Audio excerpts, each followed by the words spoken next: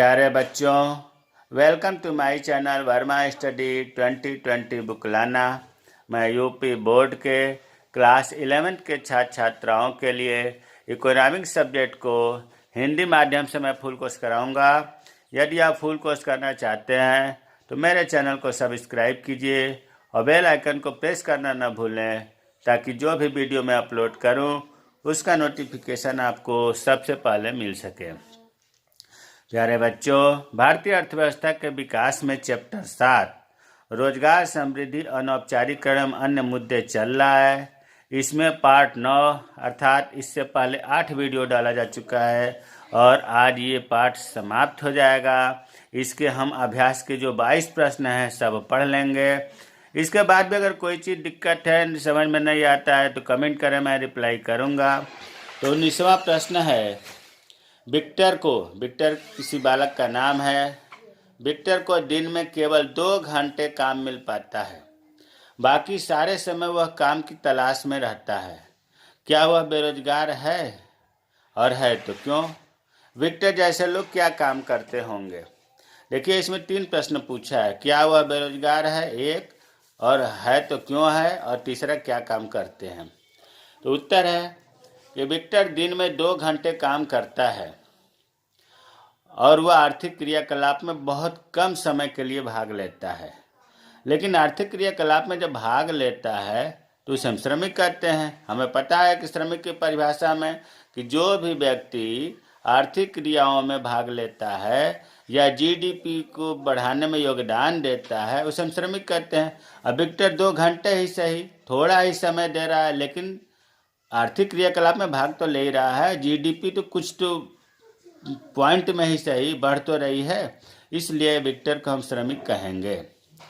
लेकिन विक्टर को पूर्ण रोजगार प्राप्त नहीं है, उसका रोजगार अनियमित है। एक तो रेगुलर नहीं है, रोज नहीं है, और पूर्ण नहीं है, क्योंकि बहुत कम समय मिल रहा है उसे कार्य। ऐसे लोग जो जीडीपी में तनिक सा ही योगदान कर पाते हैं उनको रोजगार दिया जाना चाहिए, नियमित रोजगार दिया जाना चाहिए।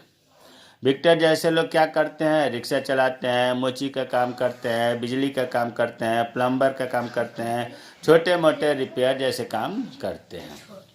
प्रश्न 20वां है कि आप गांव में रह रहे हैं। यदि आपको ग्राम पंचायत को सलाह देने को कहा जाए तो आप गांव के उन्नति के लिए किस प्रकार के क्रियाकलाप का सुझाव देंगे जिससे रोजगार भी सृजन हो?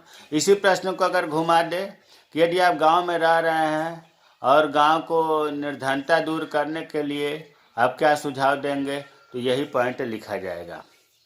इतना जरूर ध्यान देना है कि आप जो चीज़ बताएंगे उसमें रोजगार का भी सृजन हो। लगभग सभी काम में रोजगार तो जब काम होगा तो रोजगार तो मिलेगा ही लोगों को। तो अब क्या क्या सुझाव देंगे?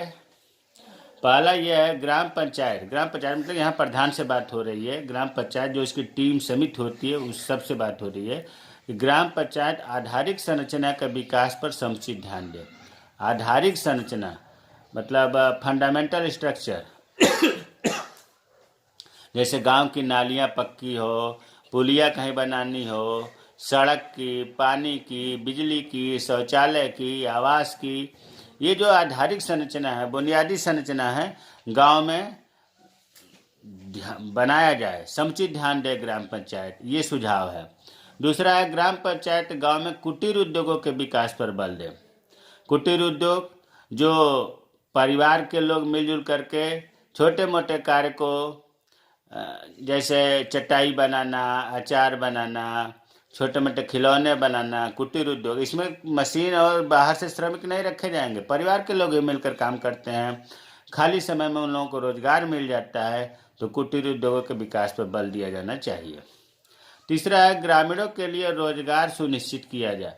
जो गांव में जितने युवा हैं, जितने लोग कार्य करने के लिए, उनके लिए कुछ न कुछ व्यवस्था होनी चाहिए, रोजगार निश्चित होना चाहिए। चौथा है बेसहारा बुजुर्गों, विधवा महिलाओं और अनाथ बच्चों के लिए सामाजिक सुरक्षा उपलब्ध कराया जाए। उनकी वृद्धावस्था पेंशन योजना, अंत्योदय कार्ड, एपीएल कार्ड, इन सब चीज़ों का ध्यान रखना चाहिए। गांव में सार्वजनिक निर्माण कार्यों को प्रोत्साहन देने के लिए सरकार वित्तीय सहायता उपलब्ध कराए।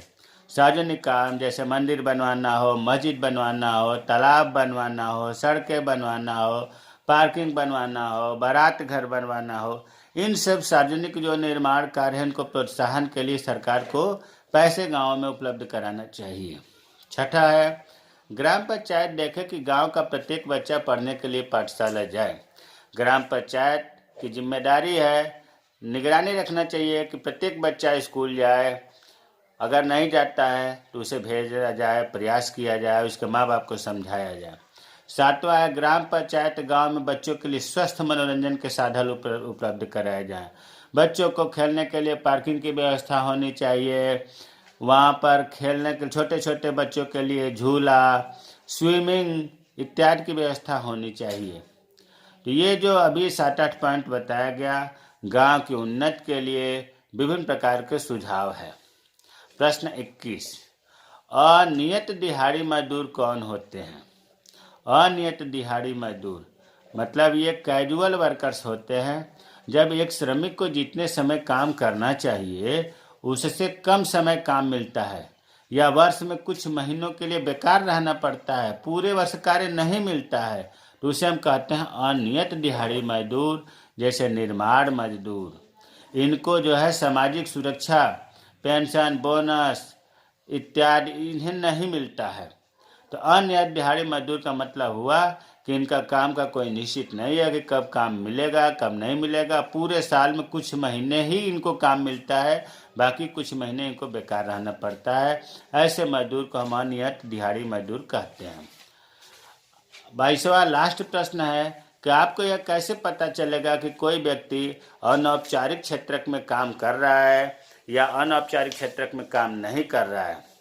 देखिए, पहले इस प्रश्न को बार बार घुमा कर पूछ रहा है। औपचारिक और अनौपचारिक क्षेत्र में अंतर एकदम क्लियर हो जाना चाहिए। औपचारिक क्षेत्र क्या है, अनौपचारिक क्षेत्र क्या है? औपचारिक क्षेत्र में हमने बताया था कि इसमें सार्वजनिक प्रतिष्ठान और निजी प्रतिष्ठान आते हैं। निजी प्रतिष्ठान वे हैं जो 10 या 10 अधिक कर्मचारियों को रोजगार देते हैं। इसके अलावा जितने भी बचे गए स्वनियोजित वाले या दिहाड़ी वाले, वो सब अनौपचारिक में आते हैं। तो ये कह रहा है कि कोई व्यक्ति अनौपचारिक क्षेत्र में काम कर रहा है, मतलब रेगुलर वर्कर्स में काम कर रहा है, तो आप कैसे जानेंगे? फॉर्मल, अनौपचारिक, इनफॉर्मल क्षेत्र। तो देखिए, पहला है जिस प्रतिष्ठान में व्यक्ति कार्यरत है वहाँ कर्मचारियों की कुल संख्या हम ध्यान देंगे। अगर 10 है या 10 से अधिक है तो इसका मतलब कि वो औपचारिक क्षेत्र में कार्य कर रहा है। और अगर 10 से कम है कर्मचारियों की संख्या उस प्रतिष्ठान में, उस संस्था में, तो हम अनौपचारिक क्षेत्र कहेंगे। दूसरा है लिखित अनुबंध। यदि व्यक्ति कार्य करने वाला जो है उसका नियोक्ता के साथ लिखित अनुबंध है, ज्वाइनिंग लेटर उसके पास है, तो हम ये कहेंगे कि वो औपचारिक क्षेत्र में कार्य कर रहा है। क्योंकि अनौपचारिक क्षेत्र में कोई लिखित बंध नहीं होता, अनुबंध नहीं होता है। ये पहले बताया जा चुका है कि लिखित अनुबंध केवल औपचारिक क्षेत्र में, नियुक्ति पत्र केवल औपचारिक क्षेत्र में, फॉर्मल में मिलता है।